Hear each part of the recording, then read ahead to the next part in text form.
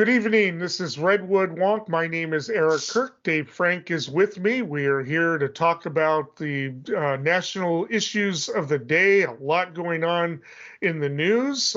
Is the government going to be shut down? We have the debt limit increase. Is it going to happen? We've got a couple of bills. Bill that was passed in the House. Will it pass in the Senate? Republicans threatening to filibuster any attempt to increase the debt limit. If we don't, the government shuts down. Dave, you want to explain a little bit about the process that's involved, why this is a big deal, why Mitch McConnell is threatening to shut down the government, and why the Democrats got themselves into this situation, why it's not in the reconciliation bill, why the Democrats are wanting this to be bipartisan, how do we get into this mess? Sure. So if you take a half a step back, 30,000-foot view, the government, when the Congress passes a bill, that money is, allocated to be spent. But during the fights of the last, I guess more contentious years, I think it was maybe about 20 years ago now, Republicans tried to, cut back on the amount of deficit spending that was happening, and I guess bipartisan stroke, they were able to put in this artificial debt limit. We're the only country in the world with this debt limit. And in fact, it's arbitrary. So it's something that both parties, every administration has always kicked to the can and said, yeah, we're going to raise it. We have to raise it. We're going to raise it. We have to raise it. So it's always been just political theater. And so where we are now is that the Republicans are really entrenched in their, I would call it team building, but it's a first principles issue for them, in theory anyway, that okay, look, debt is a real big problem and spending is a real big problem.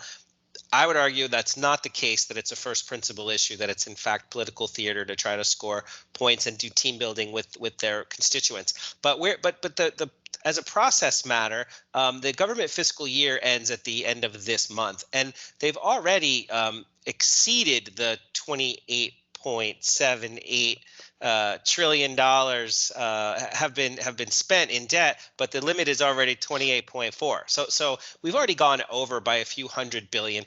A lot of this has to do with tax cuts during Trump's tax cuts that brought us a little closer, a little quicker to this limit, $1 trillion tax cut. But the truth is that there's extension mechanisms that they're allowed to put in place to tap into special funding. But fast forward to the meat of the matter. What's the political drama that's happening right now?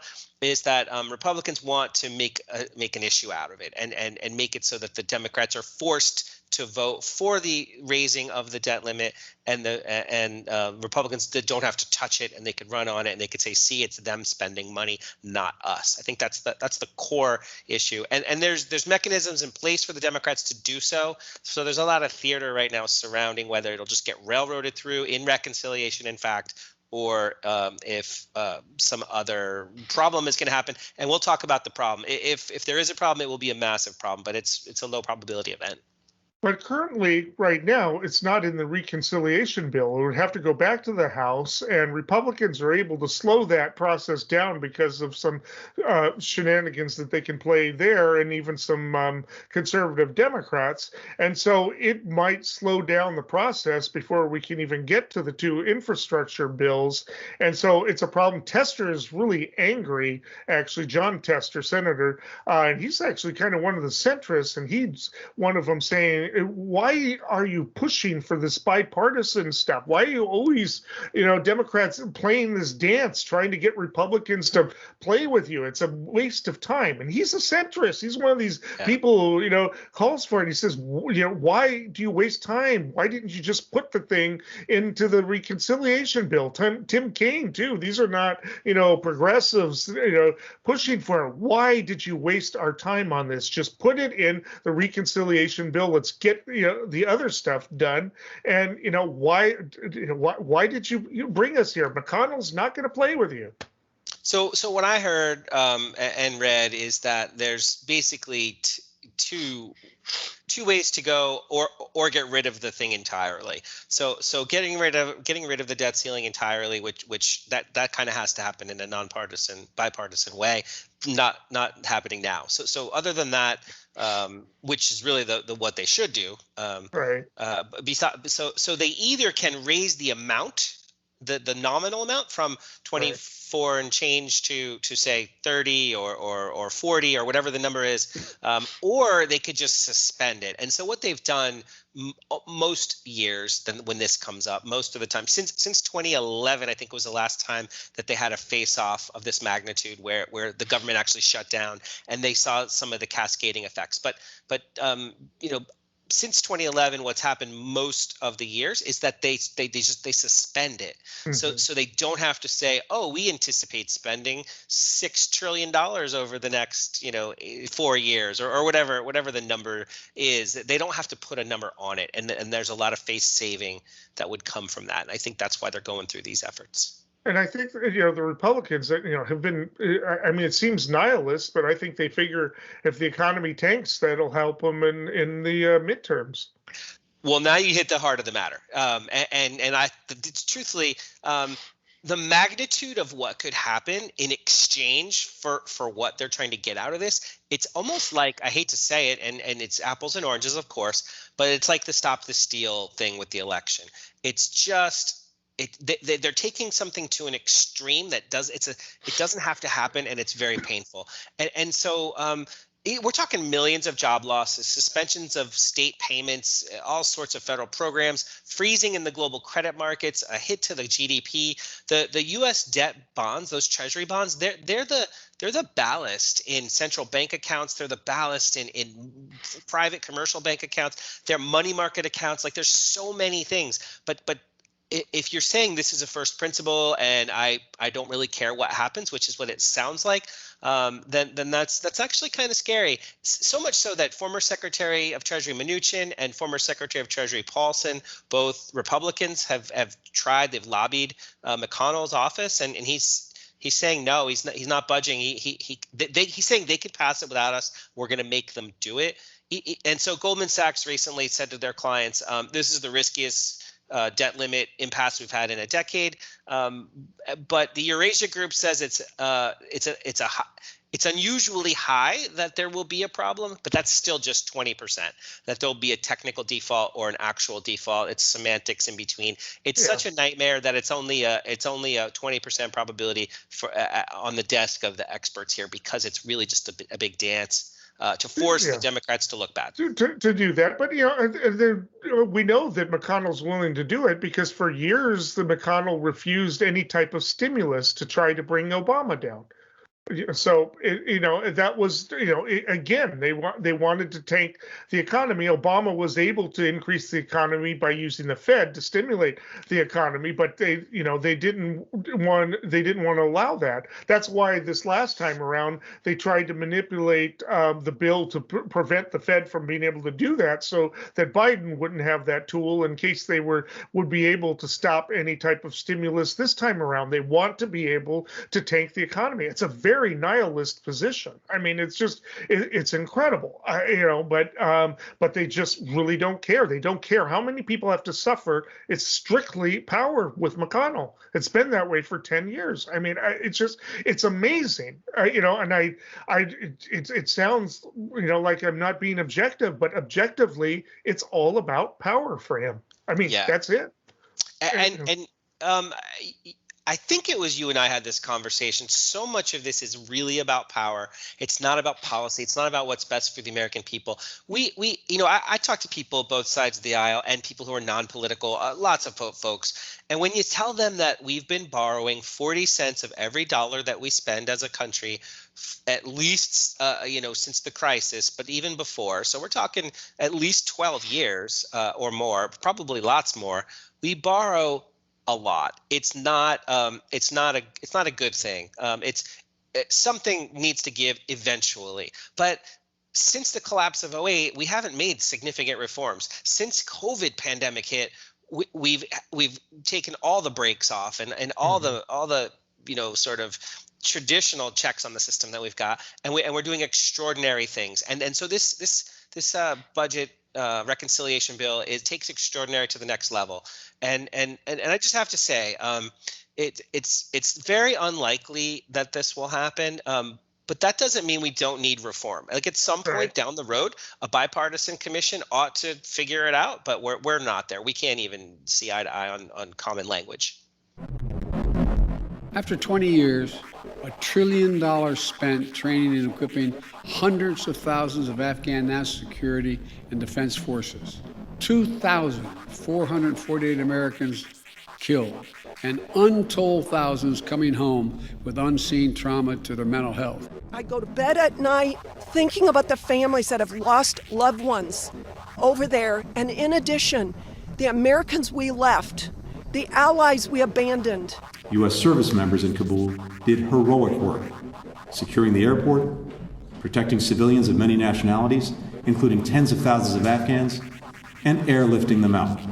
We've seen pictures of U.S. service members at the Kabul airport cradling babies, comforting families. We now have Americans stuck in Afghanistan, the Taliban in charge, with more weaponry than they've ever had in the past. All right, we've got these two infrastructure bills. We're being told it's probably not going to happen by the 27th, but there's a flurry of meetings and stuff going on. Nobody really seems to know where it's at. We've, of course, got the progressives on the one hand threatening to sink the whole thing if there's too much compromise being made. We've got the bipartisan bill. Literally, Bernie Sanders was like saying, when Manchin was saying, well, we need to put this off, strategic delay on the reconciliation bill till next year. And Bernie Sanders almost literally came out and said, well, that's a nice bipartisan bill got there. Shame if something were to happen to it, right? And because that's Manchin and Sinema's, that's their pride and joy there. And the progressives seem willing to sink that. So that they'll be taken seriously later. And that's the $1 trillion measure that's was they negotiated. Manchin and Sinema supposedly not bending even after meeting with Biden in a flurry of meetings today, just meeting with everybody on both sides of the aisle, trying to pull it together. Progressive saying 3.5 trillion is already the compromise. They don't want to go below it. Manchin and Sinema saying no way would they go above 1.5 trillion. Everybody sort of expecting that 2.5 trillion would be the compromise, but so far no movement that we know of. We're kind of running out of time. Maybe things are happening behind the scenes, but nobody knows. We just don't know. This is make or break probably for the Democrats for the midterms and for the and for the Biden administration, because Biden his polls are at the lowest right now. No support from independents, essentially only basically Democratic hardcore support, and really just waiting to see if things get done. I don't know, if Sinema is really beholden to the Democratic Party. It's almost like she's looking to become an independent. I do have a prediction about her at the end of the show. And Manchin, accusations that he's basically in there for the fossil fuel companies. He was accused of meeting with Exxon lobbyists every week. He denies it, but then an Exxon lobbyist got caught on film saying he does. So it's just what will there be a compromise? Will there be a meeting of the minds? Will this happen, Dave? I know we talk about this pretty regularly, and I kind of stick to a more hopeful interpretation of how I see it. And it like you said, the Democratic, progressive wing sees a potential victory here, and they're really talking about what they can do to make it happen. But all the forces are in alignment to not have to spend on the order of magnitude that the budget reconciliation would entail. So the question is, could you get through the bipartisan 1.5 or change $1 trillion just the infrastructure bill, which is in fact only about $600 billion in new spending. Can they get through just that one piece? And I think they hold on. I think that the progressives hold the line as long as possible on and getting both bills through. But that budget reconciliation bill is going to take a big hit, in part because of some sort of tacit allegiance to what spending categories are allowed. Like the parliamentarian might say, you can or can't do this, like they did recently with immigration. So anything in there that had to do with immigration has to be removed from the bill. And so it's voluntary and involuntary. There's going to be a bunch of things that get pulled from it. But when push comes to shove, would the Republicans block everything and get nothing on purpose? And the answer is yes. Would Manchin and Sinema join them in doing that? And I think the jury's still out on that piece of it. I still think there may be incentives and there may be a win-win proposal that allows a restricted path for both bills. That's my hunch. And until so here's one other element to this, which is the deadline. So Nancy Pelosi, Speaker Pelosi, promised a vote by, I think it was the 27th, you said, and so maybe they go through some process where they do have a vote and it gets voted down, and then she says, "See, I told you we could have a vote, but it's voted down. The progressives voted it down. That's how this works. Come back to the table." So the deadline is malleable and may move. The goalpost, it's like the ball in Peanuts, where every time Charlie Brown goes to kick the ball loose, he pulls it away. I think this is going to inch and ebb and flow a little forward into the future beyond this deadline. But as you said, I think you're right on with this. President Biden needs a legacy win if he's going to be remotely remembered as having risen to the occasion, and he's got a lot of marks against him already. So I think this is the meat and potatoes of what he could possibly do before the midterms, and we could talk about the midterms later. Yeah, I mean, it's what the economy needs right now too.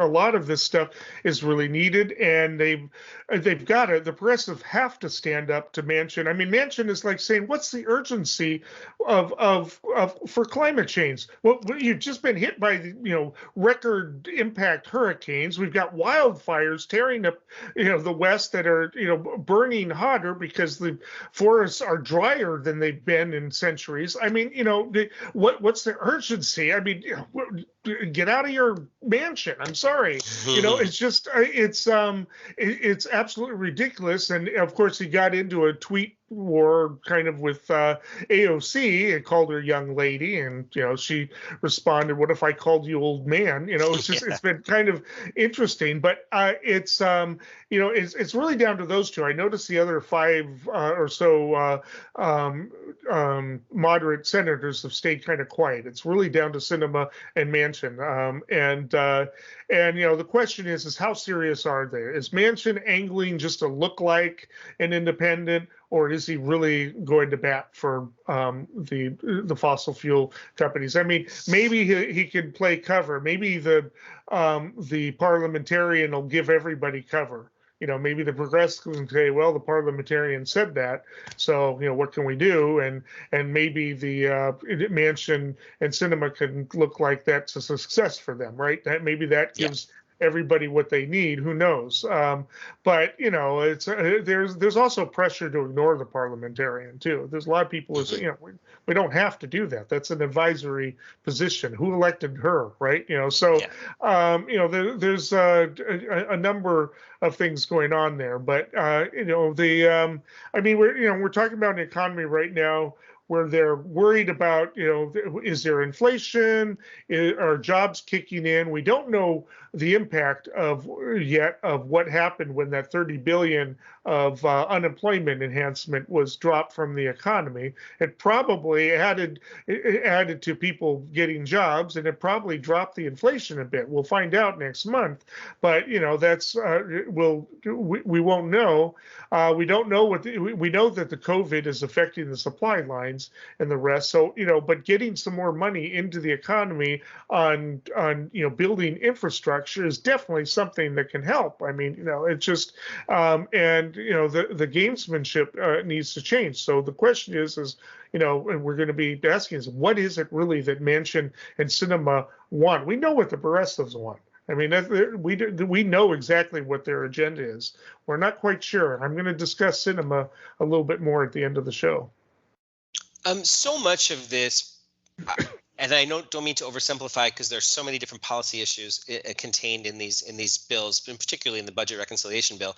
But so much of this really does boil down to the climate change debate and what we do about it. And if there was a vision that could, I hate to say it this way, but help grease the skids of the transition, make sure we get people employed, make sure that, say, bondholders are somehow not wiped out, make sure that these fossil fuel industry conglomerates have a just transition path, and just acknowledge that we realize that they're holding this up through every means possible.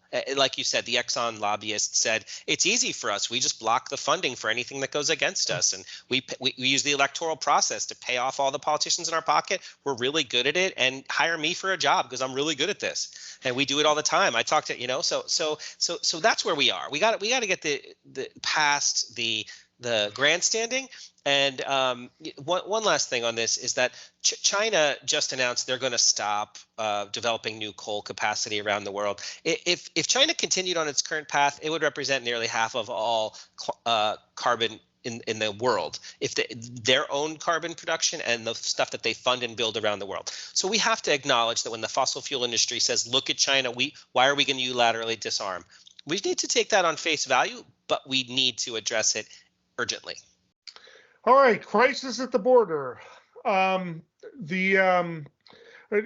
seen some horrific pictures. Everybody has seen the picture of the Border Patrol guy on the horse with the cowboy hat whipping a black man with the reins. A really horrible picture, really bad, imagery that has gone around the world, being compared with, pictures of slavery, pictures of scenes from Roots and other movies. Just really bad. The guy has been actually pulled off of the Border Patrol. Personally, I think he should be fired, if not charged. There's just no excuse for that. I can't picture why that was necessary. I can't come up with a scenario. It certainly wasn't self-defense. But what's going on there is also we really need we really need to really look at what the Border Patrol is. There's been a long talk about reforming it. And I'll talk a little bit about later in the segment about what I think should be done about that, but also a lot of criticisms coming not just from Republicans about this, but from Democrats and from advocates about Biden not changing enough of Trump's policies, not just reforming long-term policies, but maintaining Trump's policy of sending asylum applicants back into Mexico. Not even to the countries of origin, but not taking them in to, as they should, to have them here while their asylum claims are pending, but sending them back to Mexico for whatever reason, and in violation of international law, as well as, some people argue our law.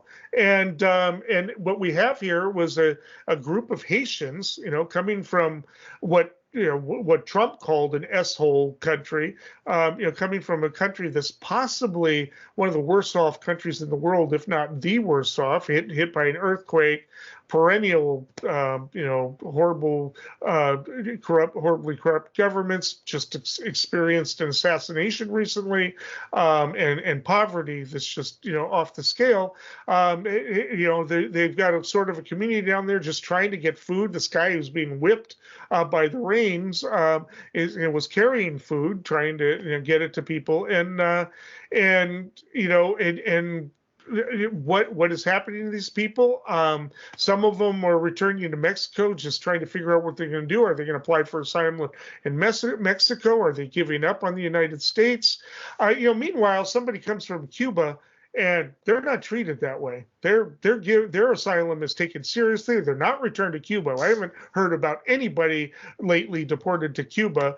And I'm sorry to be cynical, but that's Florida politics. And a Cuban American is much more likely to vote Republican, and that is Florida politics, than a Haitian who becomes naturalized. So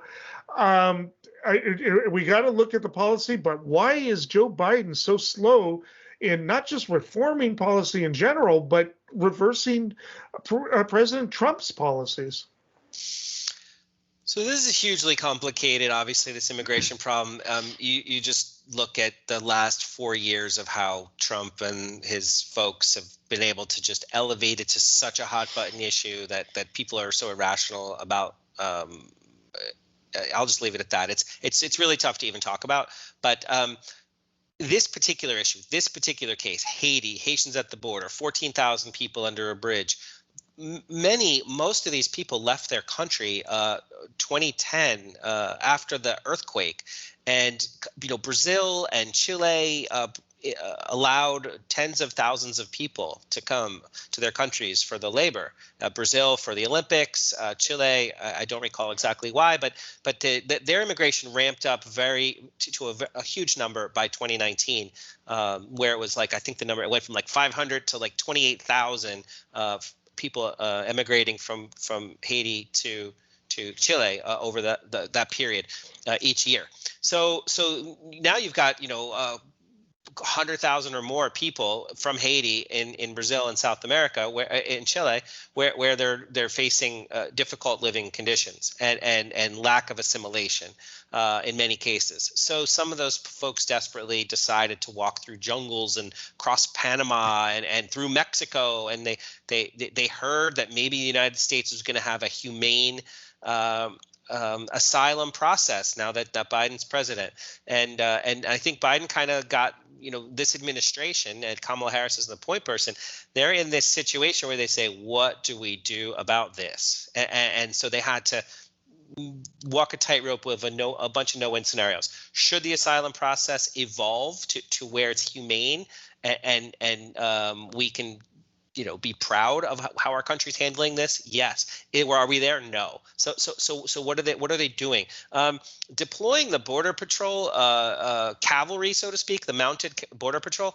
Those are, that's an approach designed for tall brush, where people are running through the bushes and you have no way of even catching them or seeing them, and they realized as a tactical matter that, look, if we can't let people come in and we have to arrest them or pick them up and take them to a detention center, how do we do it? And so that's why they even have that mechanism in place anyway. But this wasn't that. This was a river crossing. These are women and children, and it's a wide open area. People saying, I want asylum, I'm here to speak to somebody about this, and they're being dealt with in a way that quite honestly is inhumane, and they're alienated. So there's an otherization of them. And so your point of, well, if these people were from Cuba, we wouldn't be doing this. And the truth is that there is a legacy, obviously, of us, discriminating about who comes in from where. And like Donald Trump said, well, if they were from Norway, I'm down with Norway. Right. And so that just says that's the inside thing spoken out loud about how people are, have inherent bias in how we process information. Not each of us kind of on our own manages to evolve and figure out how to be more humane, but as a society, it is raw. And like you said, the optics were awful because it was an awful event. And so what will happen? I suspect that there will be asylum reform now. It almost has to be. Yeah, and this might sound culturally elitist, and the rest, but I just think with the optics and history and it is important. I don't think that the Border Patrol uniform should allow for cowboy hats. I'm sorry. There's too much association with that, with lynch mobs, with all of that. I know they take pride in it, and this is the whole Texas thing. cowboy hats should not be allowed while you're on the Border Patrol clock. Sorry, end of story. I mean, that should be done. I'm sure people in Texas would object, and that this is my left coast bias, but I'm sorry, that just should not be the case. You look at that photograph, and it just evokes all sorts of images on that in completely the wrong way. I wasn't even sure it was a Border Patrol agent. I was thinking this was a vigilante, right? At first. And anyway, I mean, it's just there's so much wrong in that. And, I think that there needs to be, a presidential apology to that person, to the person who was hit, if that person can be identified. And that person should be given some special treatment and brought in, and with that, just on that basis alone. But that's there. I know the president's office said that they're horrified and all of that, but I would like a stronger statement saying that justice would be done, and that if people were found to be acting outside of the legal parameters of their duties, that they will be disciplined, fired, and perhaps even prosecuted. That was way out of line. As far as what I could see. Congress must act. We cannot leave here to go home to our families. We will not leave this town until we have voted, up or down, until we have voted on direct relief for working people. Mr. President, you're very aware, because in the committee that we both sit on, we've worked through a process of trying to form an answer to a problem that is coming at us again in 2 weeks. 2 weeks from now, we will hit the end of the fiscal year, which means the countdown clock will begin again towards when we're headed to another government shutdown. Well, staying in Texas, we are back to that abortion law where people are being basically deputized to enforce the anti-abortion law. And a doctor came out specifically to announce publicly that he had performed an abortion after 6 weeks. Of course, he's not going to tell who or what or anything about the circumstances, because that's all confidential. And a lot of the groups are kind of scrambling, because when you file a lawsuit, you're supposed to provide some details, but he's not going to provide them, right? And I think what they're hoping in these cases is that there's going to be a relative, or like an angry father of the child, or maybe grandparents or something to do that, but they have no idea who it is or what it is. So they're kind of scrambling. One of the pro-life groups that tends to file these suits said, well, we first have to ascertain whether or not an abortion took place. So I believe a couple of lawsuits have been filed, but one of them was filed by a former attorney in Arkansas who is actually not opposed to abortions, who just wants to reveal this law for how ridiculous it is. He says, well, he said he had an abortion, so I'm going to file a lawsuit based on the fact that he said he had an abortion. And by the way, where's my $10,000? So he's kind of making a mockery of it, to basically have it go to the Supreme Court or wherever to have it overturned. It's turning into a farce. Who knows if this doctor even did an abortion? We'll find out, I guess, at a certain point, or maybe we won't, because the privacy laws are pretty strong. So it is. They may regret having passed this law this way, because this is it's absolutely ridiculous. What's to keep a doctor from saying that? Did he break the law by lying about it if he didn't do an abortion? And how can they prove that he did it? And what are the damages? I mean, certainly if he did, the woman's not going to come forward. So how do they prosecute? How do they what do they do about this? I'm glad this is coming to everybody's on everyone's radar, and that people are seeing, because the bill is a ridiculous vigilante bill, and people need to assess it on the merits. But my understanding is that the real, the impact, the broad impact for abortion nationwide will come in future lawsuits, like that Mississippi lawsuit that's going to go to the Supreme Court. So that said, this is about one ridiculous bill. It's SB 8, and so Mark Heron Huron. I'm sorry, might be mispronouncing it. He's senior counsel for the Center of Reproductive Rights, the abortion rights group that represents Dr. Braid. So Dr. Braid wrote a piece in the Washington Post that basically said that he did it, but he believes that it needs to be challenged. This limit needs to be challenged. Right. So that the senior counsel said that they did a ultrasound and found a heartbeat so they could document it. They detected cardiac activity, so they have that documented at least. But the Texas Right to Life is saying, well, the legislative director, his name is John Seago. He says, well, we don't actually have any evidence that anything even happened at all. Right. And he said, more importantly, in the 1 month that this bill's been in effect, or however long, we've already saved 2,000 lives. So that's who knows if that's even true or not, but the point is that we've got some folks who are saying even if it's ridiculous, we're happy that we did it. And so, like you said, the two people that are saying, well, let's see how ridiculous it really is. I'd see can I get my money. Those two lawsuits, both one in Arkansas and one in Illinois, both were disbarred lawyers that are not anti-abortion activists.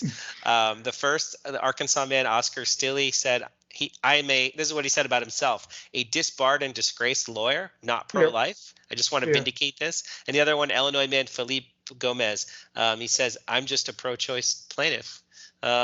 So in a way, they're just looking for attention. I think ultimately. Yeah.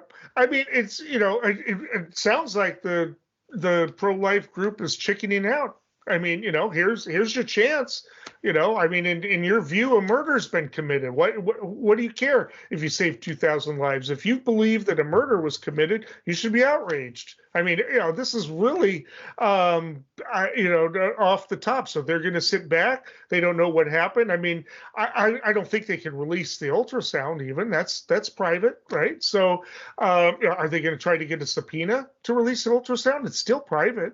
So, how could they prove it? How can they do any of this? The only way they could possibly do it is, is if somebody involved were to sue. Maybe if the woman who had the abortion later said, boy, that doctor pressured me to do it, or something like that, wanted to make some money or something like that. I don't know how they're going to bring this to effect. This is going to bring this to effect. The Scopes monkey trial was a test case. A lot of people, everybody sees Inherit the Wind and they think it was a big deal. They make it a big dramatic deal. The teacher was a substitute teacher in reality. It went down there on behalf of groups like the ACLU and deliberately got arrested. He was actually turned in by his girlfriend who was part of the group. It was all a setup, right? To test the law. So I think things like this are going to happen. Obviously, these two people filing suit aren't part of a group, but there's so many ways that they didn't really think through how this law is going to work. That it's going to happen. These two lawyers may be seeking attention, but it has to be dealt with. It's got to go to court, and it's got to set some kind of precedent. And I don't know exactly what the mechanism is for collecting money, but if they filed the suit, I don't know, do they have to win before they collect money? I haven't looked at the suit that closely. I'm not quite sure how it works, if they, what they have to do. And I don't know what's involved in terms of having a complaint sustain a demurrer, which is the dismissal early on. I'm pretty sure you've got to have something specific to be pled. You got to prove an abortion took place, for one thing, and is an admission by the defendant enough? I don't know. It is Texas, and I don't know what the rules are, but it's really interesting. And, but I do think that at least the Texas courts are going to be sorry that they have to deal with this. And beyond the abortion issue here, I know of course we're talking about abortion, which is one of the hardest things for people to talk about when publicly. It's like Social Security and immigration, and it's just another one of those issues that are such a hot button issue for everybody. It's rarely rational. But the idea that states are going to empower vigilantes to carry out their priorities for hire, for reward money, people have speculated on how that could just get real ugly real fast. I mean, I haven't heard this example, but I'll use it because I think it's telling. Just look at the environmental regulatory process. Food safety regulatory process. There is a lot of gray area in those practices, those industrial practices. Companies are violating these all the time, and so there's long, drawn out processes where real harm's done, particularly with the environment. Just talk to environmental lawyers about what levels of let's just say, malfeasance happens almost tacitly legally because the regulatory process is so slow and the slaps on the wrist so mild for violation. So what if it was the case that if you did any kind of violation, you could be sued and vigilantes, you would have thousands or millions of volunteer environmentalists out there. And it's absurd. It's just not a great approach to a functioning and free enterprise system. If what you really believe in is free enterprise, freedom of expression, liberty, and all the things that Republicans say that they support, this is just not how you do it. No, I think they're going to regret this, and I think it'll be repealed, but we'll see. Okay, one of the stories that has gripped the nation over the past week or so is the case, and we don't usually deal with stories like this, but we do have a political angle to it, I assure you. Gabby Petito, case of a missing young woman. I believe they may have found her remains. Boyfriend went on a vacation and she has not returned. Her parents are really upset, we're hoping that she will return. There was a police video of her talking about having had a physical altercation with her boyfriend. Boyfriend is missing. The parents of the boyfriend have lawyered up. Really sad story. And I don't want to in any way minimize her suffering or the suffering of her family, suffering of anybody who knows her. I don't want to minimize that in any way. It is a tragedy, that absolutely, and I wish all the best for everybody involved. That's that's in no way there, and we do have to talk about relationships in this country, toxic relationships, men and how what are expectations of women. We need to talk a lot about how men view relationships with women and their sense of entitlement and violence and all of that. We need to talk about all that. But what I want to talk about is how the media addresses this versus other women are missing. It was Gwen Ifill who coined the term missing white woman syndrome. And we've had media coverage all over the place. I mean, wall-to-wall coverage of this. And yet there are hundreds, if not thousands, of missing Native American women, and women who are not quite who don't quite look the same way that Gabby Petito does, aren't middle-class white people, don't quite generate the same level of media sympathy as she does. And, it's a concern. Why not? And I will say there's certain aspects of the story that made it a media case. There are also a lot of white women who disappear that don't generate the same thing. She's young, very pretty. There was that police video that added sort of a drama element to the story.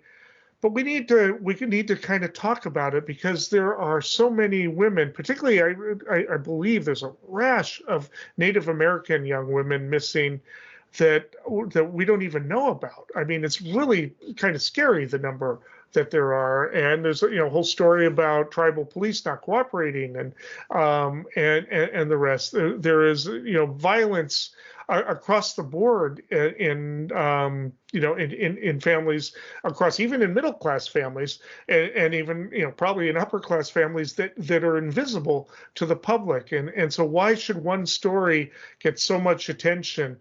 We do need to discuss the missing white woman syndrome in this case, and particularly the missing middle to upper class white woman syndrome. Dave, do you have any thoughts on this?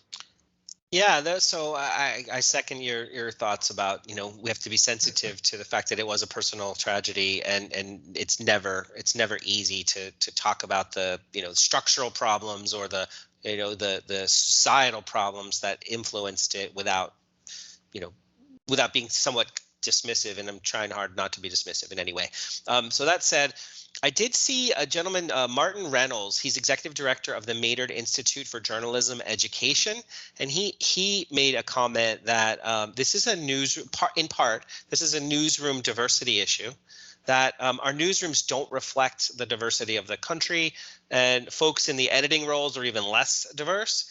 And until journalism corrects this, we're going to continue to be more and more irrelevant to the audiences that reflect the future. That's his quote.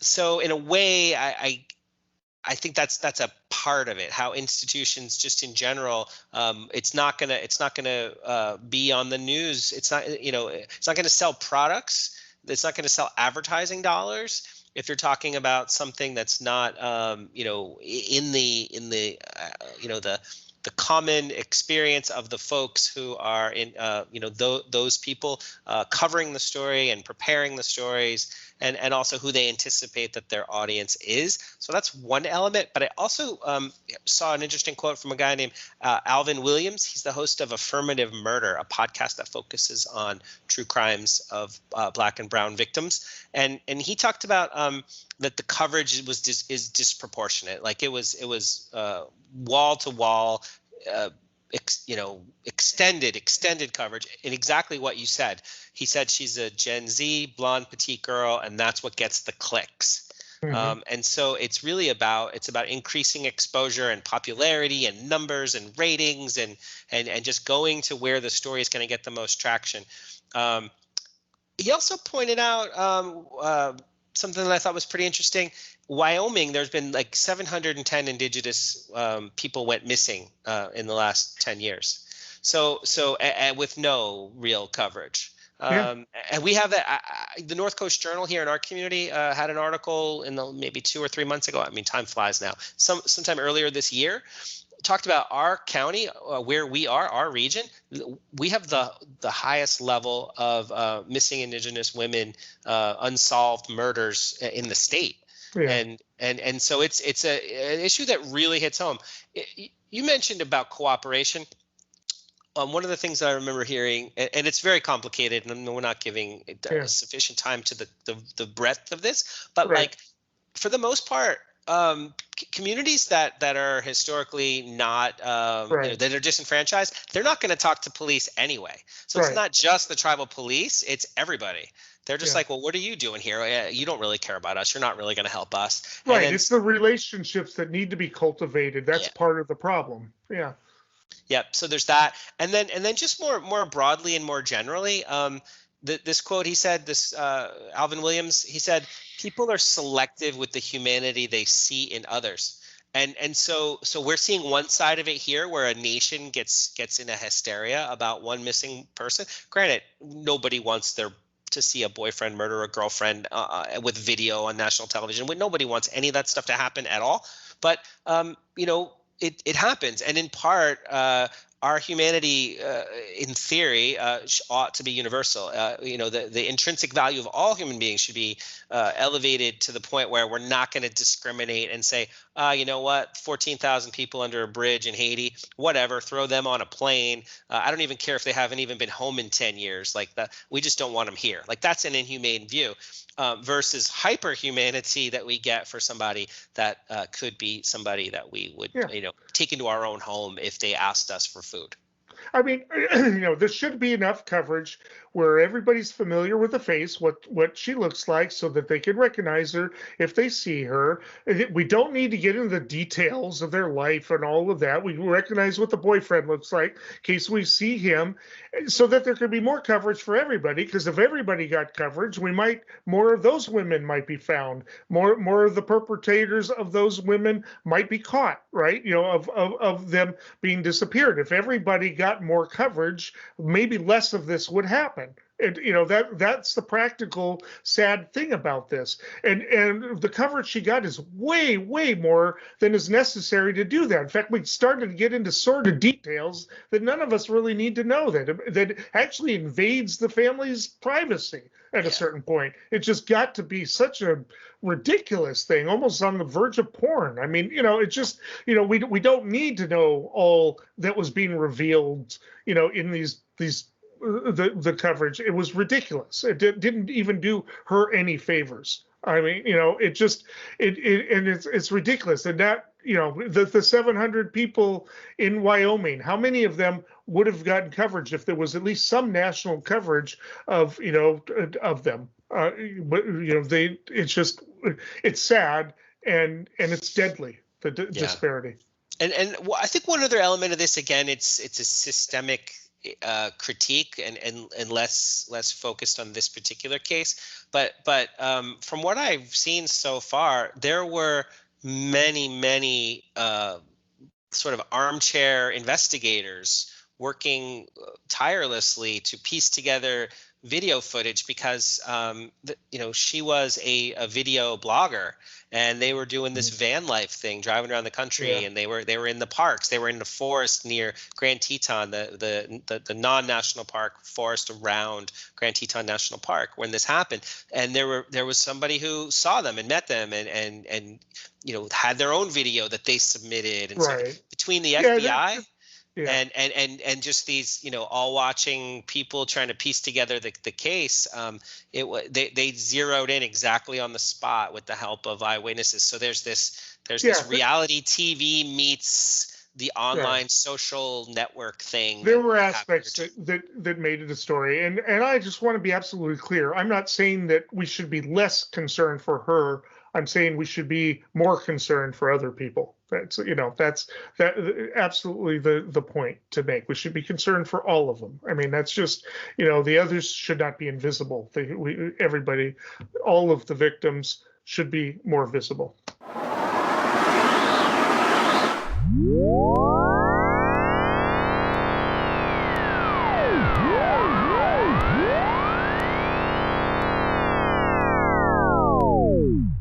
Predictions, Dave. What do you got for us? I'm going to do an easy one again this week, or one that I think is easy, not that it's correct or not, but it doesn't seem to me that all the fuss over the shutting down the government spending bill and raising the debt ceiling limit bill. So those two things that need to happen, I think they're going to happen. I think it's a lot of politicking that's happening right now. And I think the procedure is in place. The mechanism is in place to both keep the government funded and raise the debt ceiling. And I think that's going to happen. We'll see within the next 4 to 8 weeks. All right. I told you I was going to talk about Senator Kirsten Cinema. Sorry, brain was slipping right there. She is the consummate moderate. I think has been angling to actually leave the party and be an independent. I think she was kind of hoping that she could be seen as a person who could deliver to the people who are fed up with Trumpism and leaving the Republican Party, the not Republicans, the not Trumpers, and the rest. And she sort of had an appeal to them. I think she was hoping to appeal to the conservative Democrats and maybe kind of build out a niche so she wouldn't have to run in primaries. The problem is she isn't coming up with any glorious compromises that she could do. All she's doing is blocking. She's got nothing to show for it, and it's costing her. She's not only losing support among Democrats, but she's actually doing poorly among independents because she's not coming up with anything. She's just basically, she might as well be in McConnell's camp for everything that she's blocking. She's voted with the Democrats a couple of times, but she isn't coming up with anything. The only thing that she's come up with is the bipartisan infrastructure bill, which means she needs that. So she may be subject to the pressure. I'm not sure about Manchin, but she may really need that to pass. And so she may actually be more vulnerable to the pressure from progressives if they are serious in their threat to kill off the bipartisan bill. You may see her compromise quite a bit, be willing to compromise a bit on the reconciliation bill before it's done. I think you'll see movement from her. Not sure about Manchin. He may just be, interested in what the fossil fuel industry wants. All right. Well, we'll be back next week. We'll have a lot. Well, it'll be after the 27th, so we'll know what happened in terms of the vote. We'll have a lot more information on that, and maybe we'll talk about that internal memo in the Trump campaign that has raised a few eyebrows. And until then, keep thinking.